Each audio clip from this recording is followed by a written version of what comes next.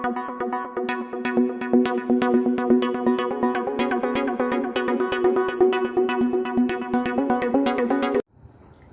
everyone, today I am going to explain here the two accounting terms, provisions and reserves, its difference and its accounting treatment and types of reserves as well. This is a table showing the difference between the two terms, provision and reserve.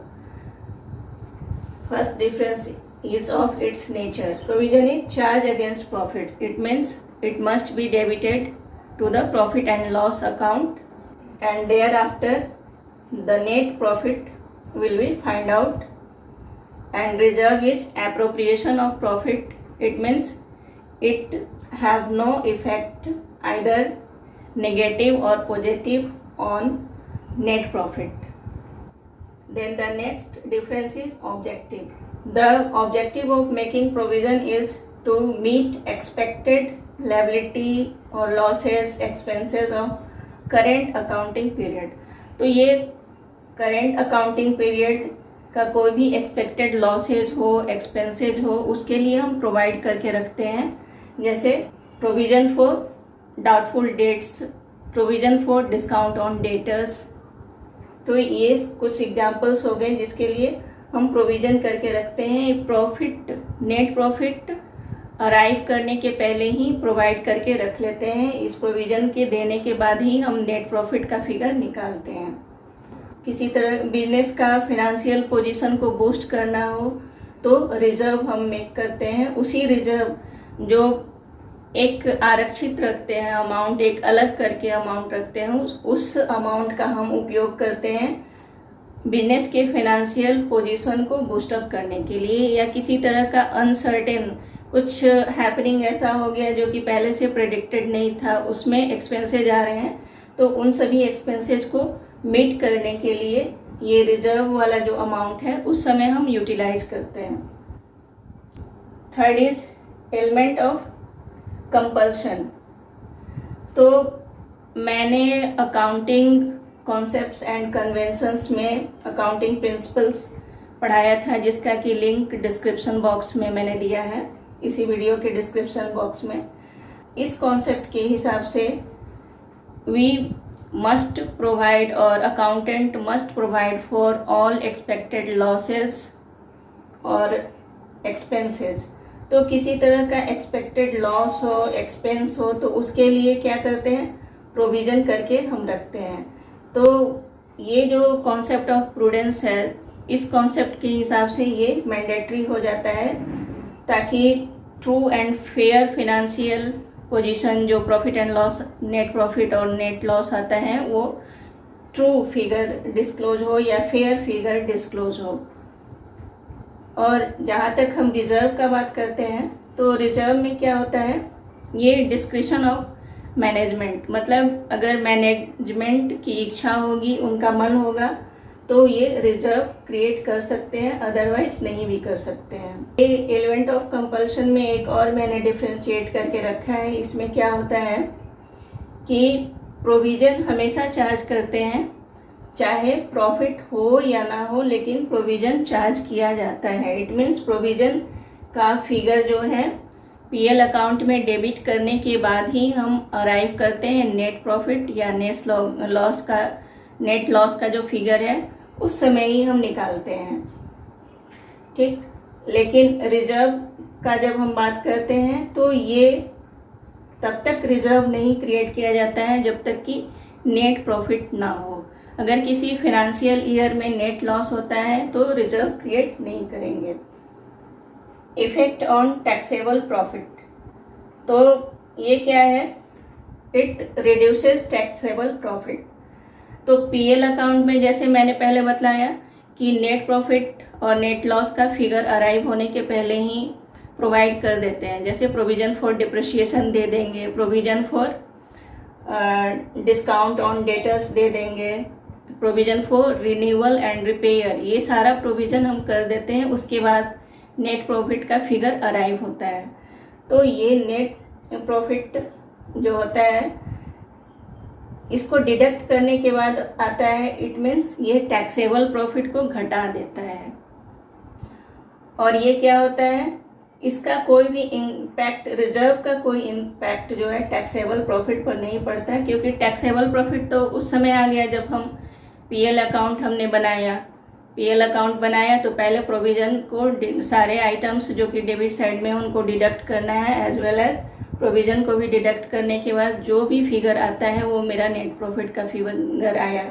ये net profit या जो taxable profit आया, उस taxable profit को reserve किसी भी रूप में ना तो रिड्यूस करेगा ना तो उसको इन्हांस करेगा।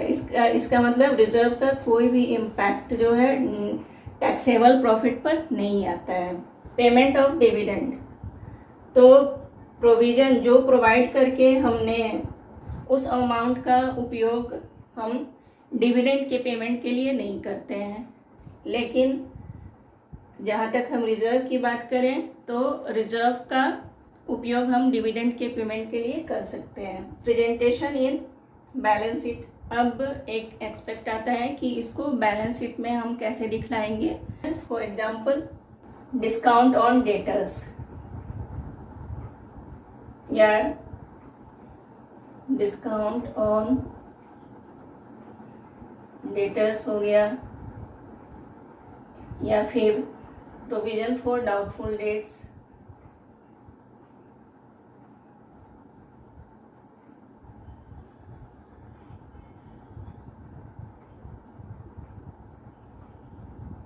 ये प्रोविजन फॉर डाउटफुल डेट्स या कोई भी आइटम ले सकते हैं, दोनों में से कोई।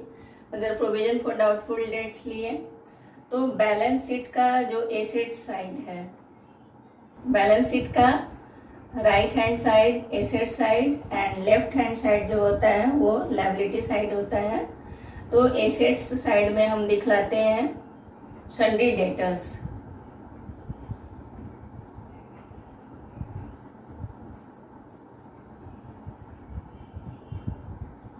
यहाँ अमाउंट कॉलम में सन्ड्री डेटर्स दिखलाया जाता है। इसी में से प्रोविजन को लेस करते हैं, less provision for doubtful dates.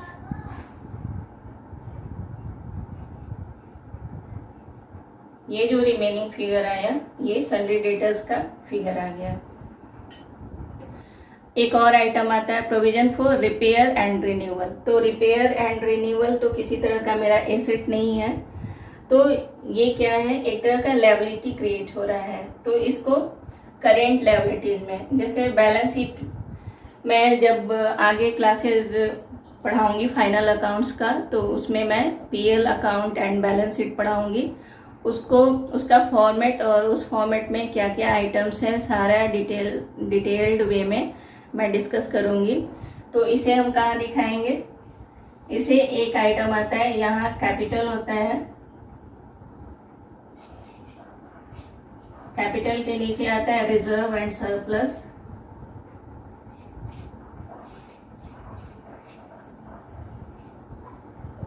एक आइटम आता है करेंट लायबिलिटीज।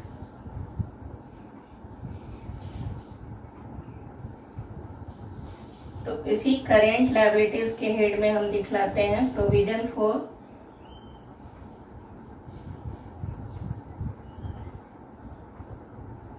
रिपेयर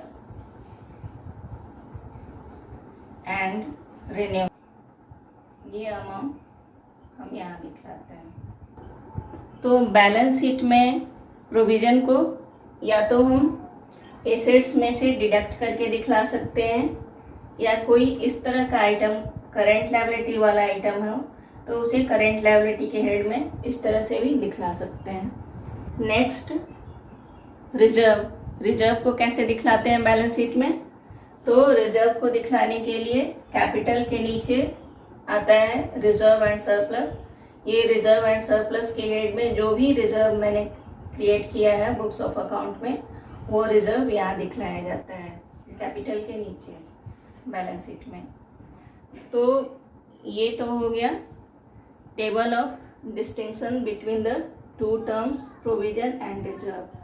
तो प्रोविजन हमने समझ लिया कि प्रोविजन क्या है। प्रोविजन एक प्रावधान है। प्रावधान कैसा करते हैं, कोई भी एक्सपेक्टेड लॉसेस या फिर एक्सपेक्टेड एक्सपेंसेस जिसका कि अमाउंट अभी सर्टेन नहीं किया गया है, बट वो एक्सपेक्टेड है कि वो लॉस होगा ही या वो एक्सपेंस इनकर होगा ही, तो वैसे एक्सपेक्टेड लॉसेज या एक्सपेंसेस के लिए हम पहले से प्रोवाइड करके कुछ अमाउंट रखते हैं, प्रोविजन करके रखते हैं और उसको पीएल अकाउंट के डेबिट साइड में दिखलाते हैं।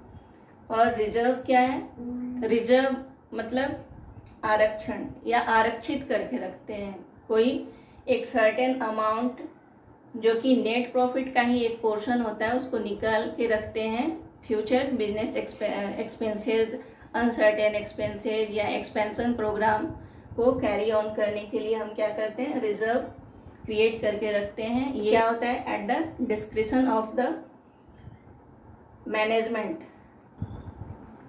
Now I am going to explain the types of reserves. Reserves are of two types.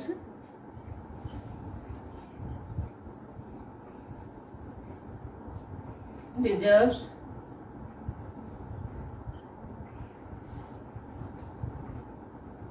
open reserve and another is secret reserve.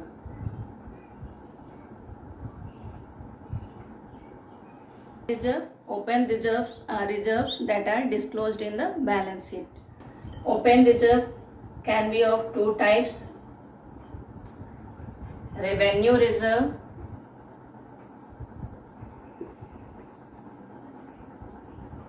and capital reserve.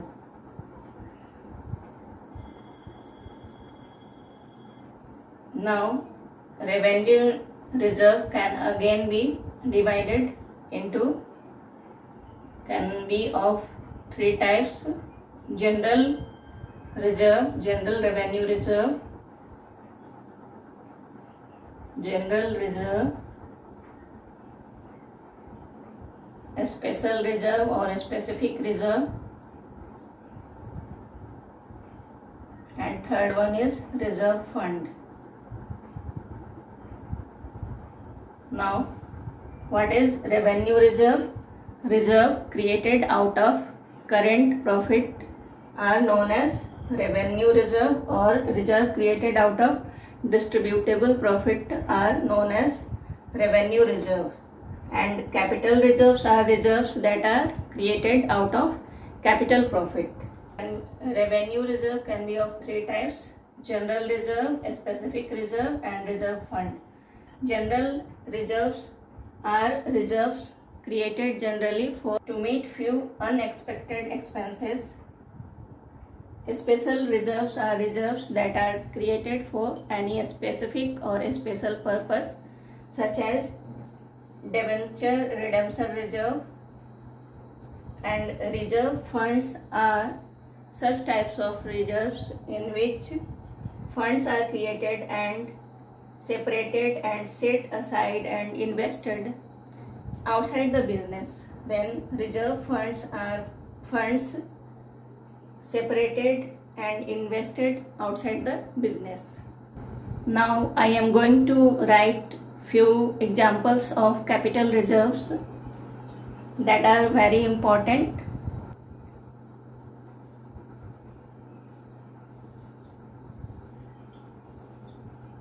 Examples of capital reserves are, these are the examples of capital reserve. This reserve cannot be utilized for distribution of dividend. First is profit on sale of fixed assets. किसी तरह के fixed assets का cell होता है तो उस पर जो भी प्रॉफिट होगा वो कैपिटल रिजर्व होगा। प्रॉफिट प्रायर टू इनकॉर्पोरेशन, तो ये इनकॉर्पोरेशन, रजिस्ट्रेशन ऑफ कंपनी, ये सारे एलिमेंट्स जो हैं लेटर ऑन जैसे जैसे अकाउंट्स में हम लोग आगे बढ़ेंगे ये सारे टर्म्स क्लियर होते जाएंगे। तो ये एक लिस्ट है, इस लिस्ट में बतलाया गया है कि कैपिटल रिजर्व्स कौन कौन से होते हैं। तो ये आइटम जहाँ भी आएगा इसको मान लेना है कि ये सारे आइटम्स कैपिटल रिजर्व हैं। तो किसी भी तरह का कंफ्यूजन नहीं होना चाहिए रिकॉग्नाइज करने में कि ये रेवेन्यू रिजर्व है कि कैपिटल रिजर्व है। तो profit prior to incorporation, profit on revaluation of assets and liabilities, assets और लायबिलिटीज का रिवैल्यूएशन होता है बिजनेस के एसेट्स लायबिलिटी का, तो उस समय जो भी प्रॉफिट होता है वो कैपिटल प्रॉफिट होता है। Premium on issue of shares and debentures, share और डिवेंचर इशू कर रहे हैं तो अगर वो प्रीमियम पर इशू कर रहे हैं तो अमाउंट ऑफ प्रीमियम जो होता है वो कैपिटल रिजर्व का अमाउंट होता है। प्रॉफिट ऑन री issue of forfeited shares, shares को फॉरफिट कर लिया गया है और उसको फिर से री इशू किया गया, तो उस री इशूड फॉरफिटेड शेयर्स पर जो भी प्रॉफिट आता है, profit on forfeiture of shares, री इशू ऑफ शेयर्स, तो वो कैपिटल प्रॉफिट होता है। Profit on redemption of debentures, debentures को रिडेम कर रहे हैं, पे ऑफ कर रहे हैं, तो उस समय जो प्रॉफिट अराइज होता है वो कैपिटल प्रॉफिट होगा।